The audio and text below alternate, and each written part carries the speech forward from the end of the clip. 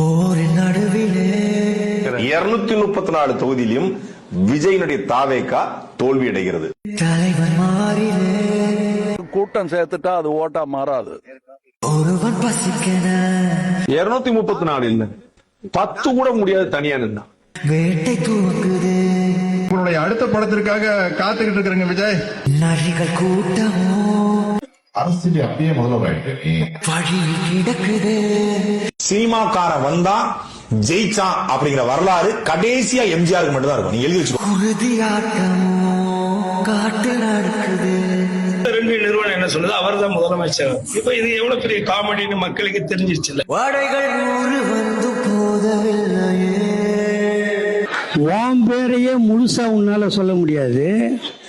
சொன்னா பாதி பேர் ஓட்டு போட மாட்டான். சி ஜோசப் விஜய் எனும் நான்